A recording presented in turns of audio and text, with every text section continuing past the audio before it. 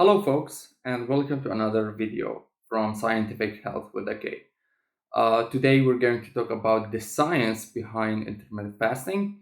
Of course, there are millions of studies about it, and there are people who are specialized in it.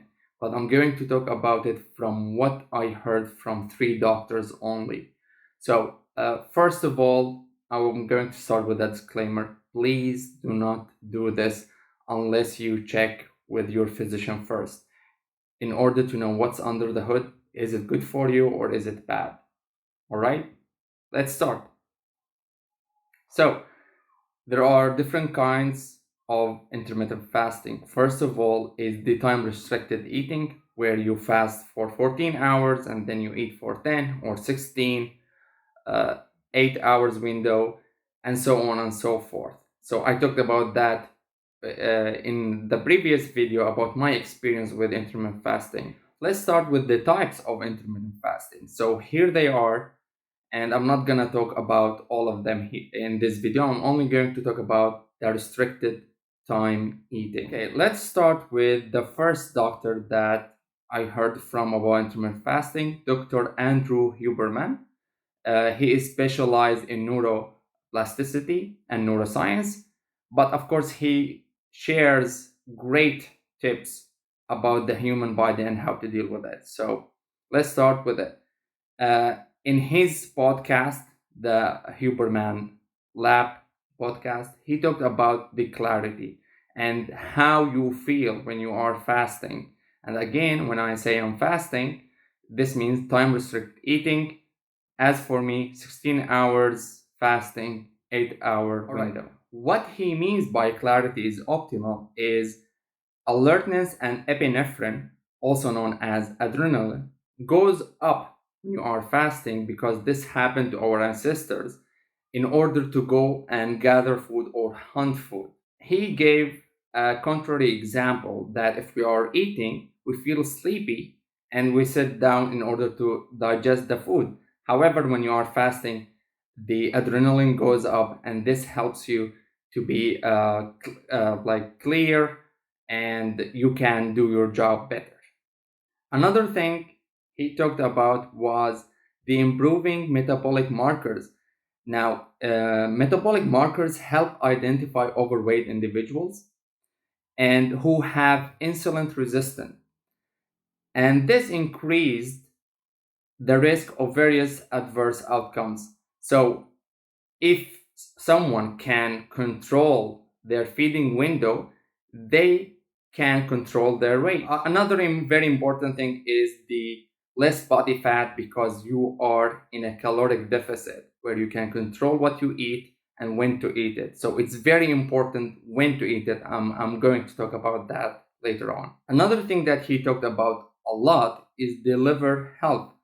When you are fasting, this allows you to have less liver diseases and enhances liver's health. How is that? Because when you are not eating for some time, this helps your liver to recover. And as we know, digestion is a very energy consuming process. So it is very important to give your liver some time to recover. He also gave the example of how our liver gets sick when we eat often because the inflammatory markers are increased.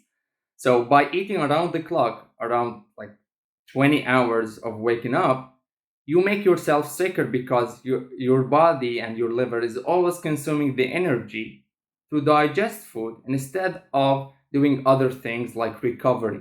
What about gastric clearance? Now, he mentioned that, and he said that the microbiome of the gut uses the time of fasting to repair. So that's pretty good. And while repairing, they are generating new cells and getting rid of the old cells. The old cells where can convert to cancerous cells, and we don't want that to happen, of course. Another thing he mentioned that there's a great linkage between the gut and the brain, and they said science says that gut is the second brain in our bodies, so we should give it some time to recover and repair, and we should treat it the best way possible. Optimizing hormones is very important thing, of course, And he said that fasting, intermittent fasting, balances the insulin hormone. It balances the dance between the testosterone and cortisol to healthy levels. That's vitally important. And also, it helps reduction of cortisol. Cortisol is also known as the stress hormone, and it makes us wake up in the morning when it has like healthy levels. Of course, high levels of cortisol lead to other diseases, and among them depression. Now, let's talk about fertility. Science shows that if we go to the extreme with restricted time eating, this will backfire. So, the sperm count for the male reduces, and as for the female, this disrupts the menstrual cycle.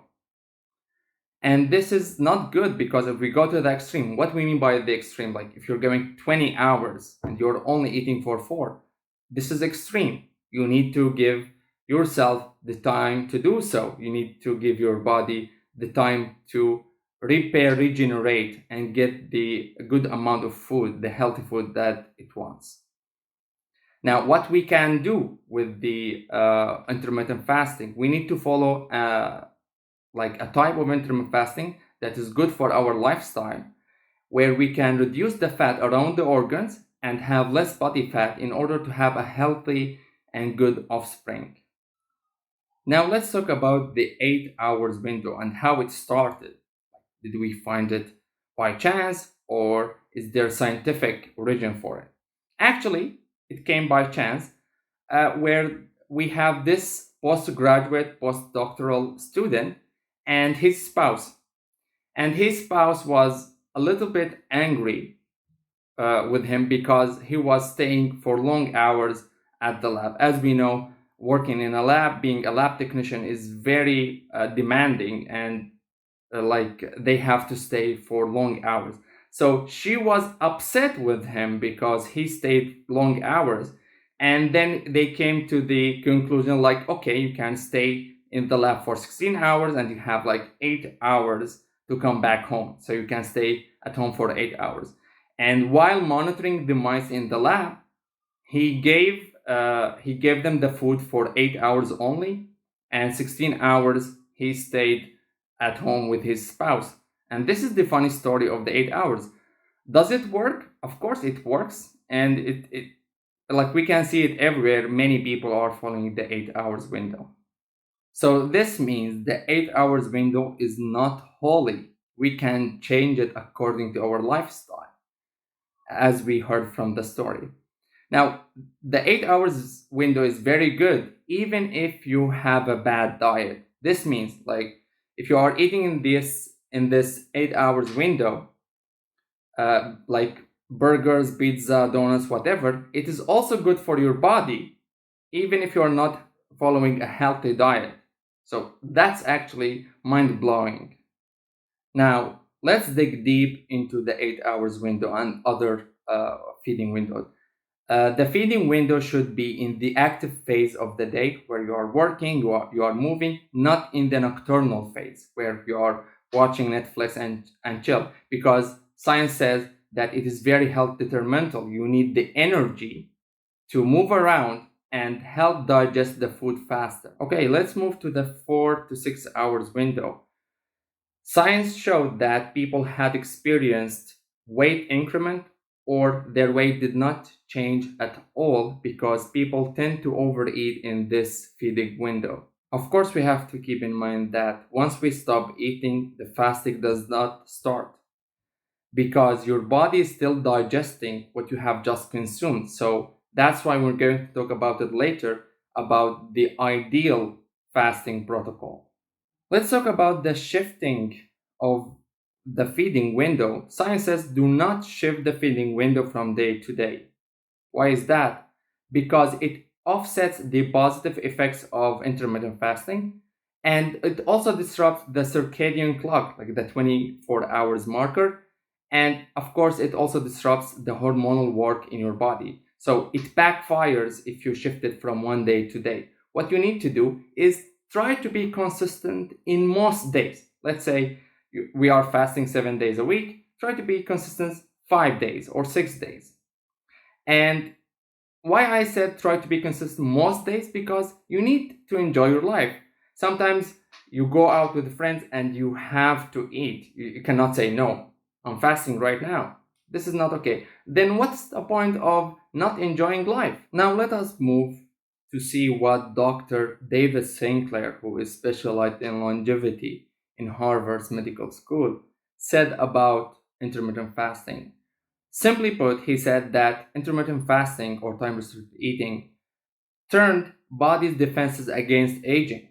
So we age slower than usual. That's pretty good. Our bodies are designed against adversity hormesis. That means longevity genes. Feeding every now and then screws your long-term survival. Okay. As if he gave this example, when you kill a mammoth and you just sit and feed, so you don't have this like adversity defenses working against other diseases, and you don't have the will to move around. That's why we said intermittent fasting helps with clarity and it makes it optimal. Now let us move to hear what Dr. Rohnda Patrick, who is specialized in biomedical science, about this.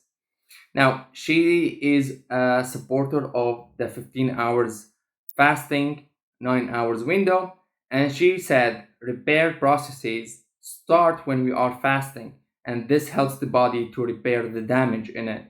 Of course, this happens also when the body is getting rid of the damaged cells and regenerating new cells.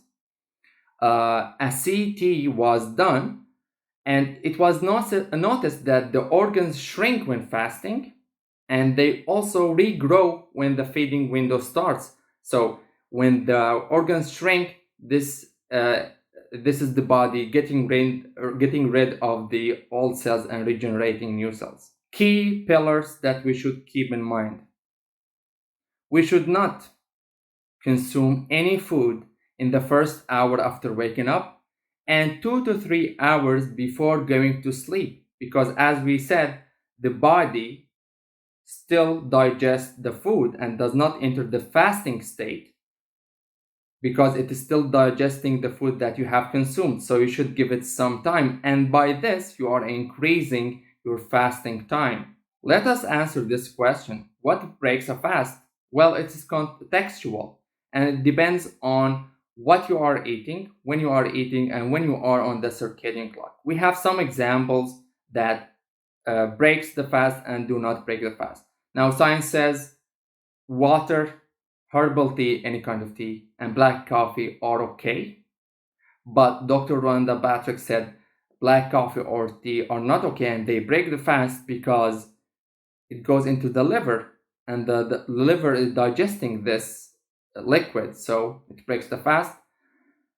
The scientists also said one peanut does not break the fast, or sometimes a handful of peanut.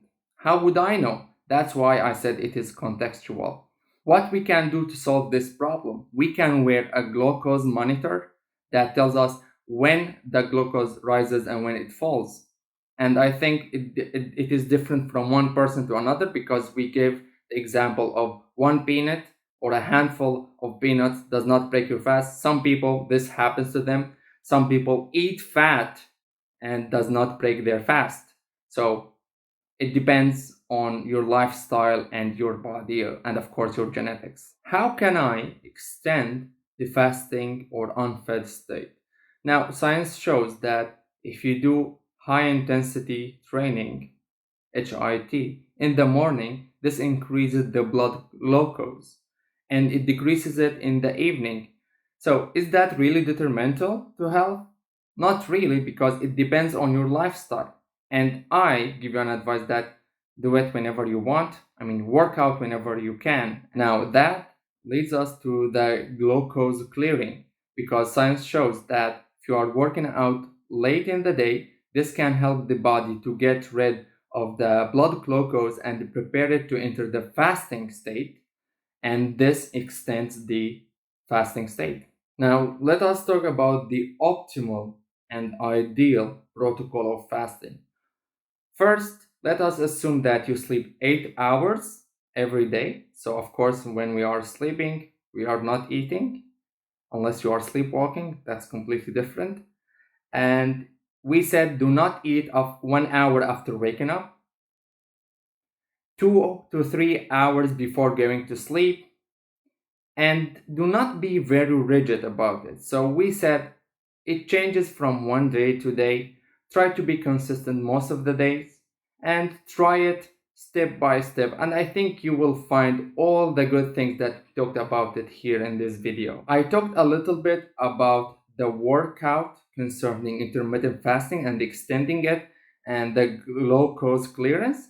Of course, in the next video, I'm going to talk about my experience in the workout and how we deal with it with the diet and our lifestyle. Thank you very much for watching and see you in another video.